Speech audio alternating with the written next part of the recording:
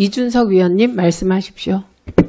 예, 방금 노정민 의원 하신 말씀에 저도 공감하는 부분이 있습니다만 지금 전체 국회 상황이 매우 엄중하게 돌아가고 있고 아직까지 탄핵 표결이 1차적으로 무산되었지만 2차, 3차 계속 진행되어야 될 것으로 보이고 조기에 해결되어야 우리 국민들께서 안심하고 이렇게 생업에 종사할 수 있는 상황이 아닌가 싶기 때문에 저는 특히 우리 과방위에서도 우리가 동료 과방위 의원님들이 나중에 이번에 첫 표결에서는 비록 저희가 기대했던 그런 투표를 해주지 못하셨지만은 곧 뒤따를 투표에서 충분히 국민들의 뜻에 동참할 수 있도록 저희가 설득하는 것도 저희 과방위가 앞으로 한 1, 2주간 중점적으로 해야 될 일이 아닌가 생각합니다. 그래서 위원장님 말씀대로 최수진 의원님께 재차 회의 진행을 요청드리는 것까지는 동의하나 특별하게 우리 아직까지 혼란스러운 상황일 국민의힘 의원들이 너무 곤란한 상황에 몰리지 않도록 하는 것도 지금 상황이 중요하다. 저는 그렇게 생각합니다. 그래서 순차적으로 단계적으로 진행했으면 좋겠다. 위원장께서 그 부분을 신경 써주셨으면 좋겠습니다. 저도 개인적으로 우리 동료 과방위 의원님들을 설득하기 위해 노력 많이 하고 있습니다. 저희 과방위가 같이 그런 노력을 할 수 있으면 좋겠습니다. 네, 이준석 위원님 질의하십시오. 예, 조성훈 차장님. 예. 해당 계엄 당일에 선관위가 하나의 공격 대상이 됐다는 것은 또는 계엄 대상이 됐다는 것은 인지하셨죠? 기사 통해서 봤습니다. 그런데 우리가 알기로 선관위랑 원래 방통위는 바로 옆에 있는 기관 아닙니까? 과천에서? 선관위는 별도 단독 청사로 있습니다. 예, 그런데 바로 옆에 있죠? 예, 가까이 있습니다. 그러면은 입구가 원래 방통위가 더 앞쪽에 있죠? 선관위는 저 뒤쪽에 있죠, 건물이? 완전히 다른 청사입니다. 선관위는. 근데 선관위 청사에 계엄군이 진입했다 그러면 사실 방통위에 거의 한 200~300m 거리로 계엄군이 주둔했다는 그런 이야기가 되는데 그 상황을 인지하셨습니까? 전혀 몰랐습니다. 선관위나 이런 쪽에 계엄군이 투입된 걸 기사 보고 알았다? 예, 그렇습니다. 그러면은 방통위에는 당직이나 이런 걸 통해서 인지한 사람이 전혀 없었고 청사 관리하는 사람들도 연락을 주지 않았다 이런 말씀입니까? 예, 저는 보고받은 바는 없습니다. 예, 이것도 굉장히 신기한 상황이라고 생각합니다. 저는 계엄이라는 것 때문에 상당히 많은 언론 보도가 있었고 그럼 언론 보도 상황에서 선관위가 물론 초기부터 그렇게 언론 보도가 되지 않았지만은 그 기관을 책임지고 있는 사람들이라 그러면은 우선 청사의 안전 그 다음에 그런 것부터 챙겨야 되는데 그런 절차가 있었습니까? 근데 청사 관리하는 부분은 행안부 청사관리사무소에서 하는 거라 저희가 따로 계엄 상황이 됐는데 우리 청사는 어떻게 되고 있고 우리 일하는데 지장이 없는지 파악하는 절차는 언제 시작됐습니까? 그러면 다음날 아침에 했습니까? 사실 저는 그때 해외 출장 중이었어요. 네.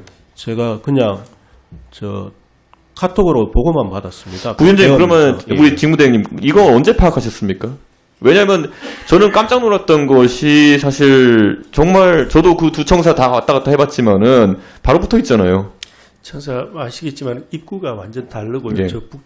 한참 앞쪽으로 가서 이렇게 위로 올라가게 돼 있죠. 그리고 저희 이동하고는 좀 거리가 좀 있습니다. 200~300m처럼 그렇게 가까운 거리는 아니고요. 적어도 한 1km 이상은 되지 않겠나 싶은 생각은 드는데 모르겠습니다. 거리가 서로 좀 달라서 달라서 그리고 그게 저희들 입장에서는 특별히 어떤 징후나 아니면은 이상점을 느끼지 못했고 아마 그런 사정이 있었으면은 비상연락관이 저한테 바로 연락을 취했을 겁니다. 그런데 우선 계엄이라고 하는 것이 일반적으로 선포되면 입법부를 제외하고 행정부와 사법부의 상당한 권한을 제약하는 그런 것이 계엄 포고령에 들어가 있고 원래 계엄이 그런 거 아니겠습니까? 그런데 그러면 이제 지금 직무대행으로서 행정부의 한 기관을 지금 책임지고 계신 분 입장에서 그런 부분을 능동적으로 파악하셔야 된다는 생각이 드는데 어떻게 보십니까? 예, 그래서 기상비역관 보고 계속 그 상황을 보라고 했고 그 기상비역관도 상황을 보고 자기가 현장에서 처리할 수 있는 부분은 처리를 했을 거고요. 근데 현장에 처리할 만한 특별한 사정이 없었습니다. 제가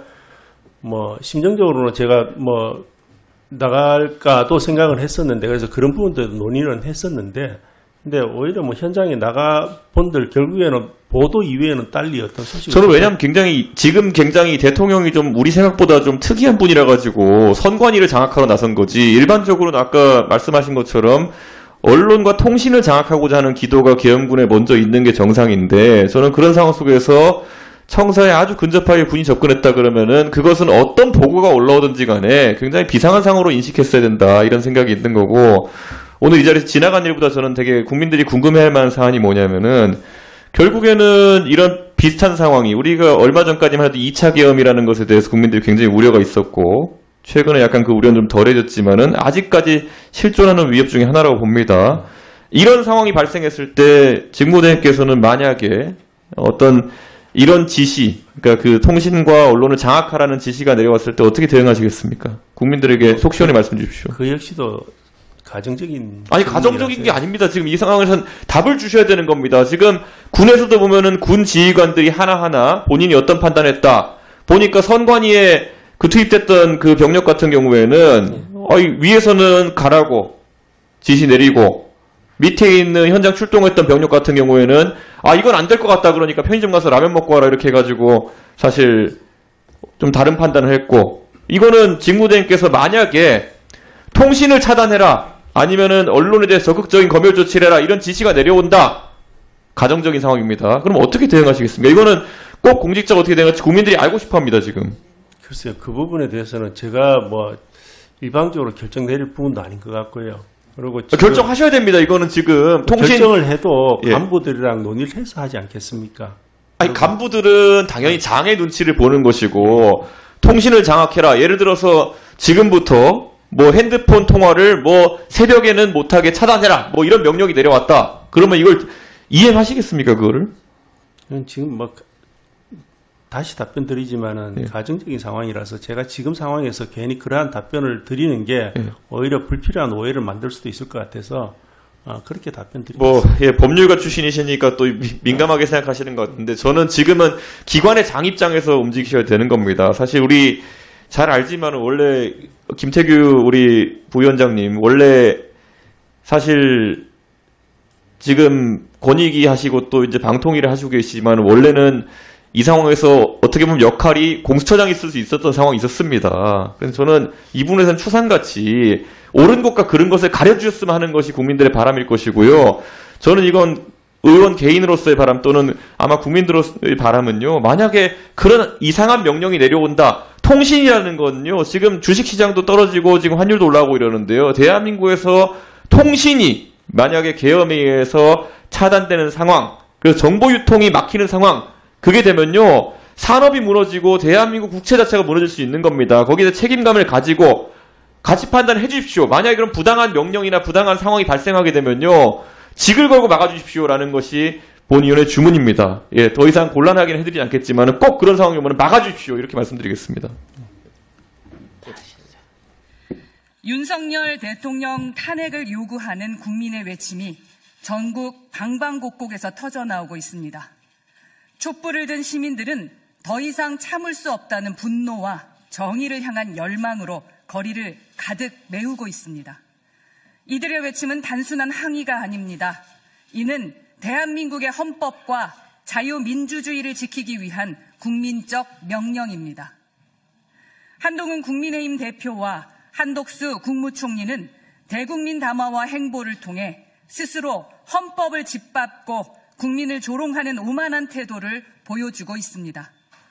한동훈 대표는 대통령의 권한을 대리하거나 직무를 대행할 법적 근거가 없음에도 무책임한 발언과 행보로 혼란을 가중시키고 있습니다. 이는 헌법을 부정하는 중대한 위법 행위이며 민주주의의 기본 원칙을 전면적으로 훼손하는 행위입니다. 특히 그들은 대통령의 대리인을 자처하며 국민을 향한 경고를 남발하고 헌법적 권한을 넘어서는 독단적 발언으로 갈등을 부추기고 있습니다. 이들의 행위는 국민의 신뢰를 배신한 것으로 대한민국의 헌정 질서를 위협하고 있습니다. 가장 충격적인 것은 전시에 적의 심장부를 타격하기 위해 준비해온 특수부대 중에 특수부대인 우리 군 최강의 707 특임당 요원들의 국회의원 체포에 동원되었다는 사실입니다. 이는 민주주의 국가에서는 상상할 수 없는 일로 내란 범죄에 해당합니다. 대통령과 그를 지지하는 국민의힘 지도부는 헌법을 유린하고 국가의 근간을 뒤흔들고 있습니다. 이러한 행태를 더 이상 방치한다면 대한민국은 민주주의의 이름을 잃고 말 것입니다. 국민은 더 이상 침묵하지 않을 것입니다. 대통령과 국민의힘 지도부가 국가 권력을 악용해서 국민을 억압하고 헌법을 유린하는 작태를 결코 용납하지 않을 것입니다. 윤석열 대통령과 국민의힘 지도부의 위법 행위는 더 이상 묵과할 수 없습니다. 탄핵과 법적 심판은 선택이 아닌 필연입니다. 민주주의를 유린한 책임자들은 헌법과 법률에 따라 반드시 심판받아야 합니다. 이 과정에서 한동훈 대표와 한덕수 총리는 윤석열 정권의 헌정 파괴를 방조한 공범으로서 반드시 그 책임을 물어야 할 것입니다. 개혁신당은 국민과 함께 끝까지 싸울 것입니다. 오늘 우리는 전국 당협위원장 긴급 연석회의를 통해 국민과의 약속을 다지고 윤석열 대통령 탄핵과 구속을 위한 전면전을 선포합니다. 대한민국의 헌법과 자유민주주의를 지키기 위해 모든 역량을 결집할 것입니다. 윤석열 대통령과 한동훈 국민의힘 대표, 한독수 국무총리는 국민의 경고를 더 이상 무시하지 마십시오. 대한민국의 민주주의와 헌법을 파괴한 대가는 반드시 치르게 될 것입니다. 탄핵 이외에는 우회로는 없습니다. 대한민국의 민주주의를 지키기 위해 국민과 함께 이 싸움을 결코 멈추지 않을 것입니다. 2024년 12월 9일 개혁신당 최고위원회 당대표 허은하, 원내대표 천하람, 최고위원 이기인, 최고위원 조대원, 최고위원 전성균, 정책위 의장 이주영 말씀드렸습니다. 감사합니다.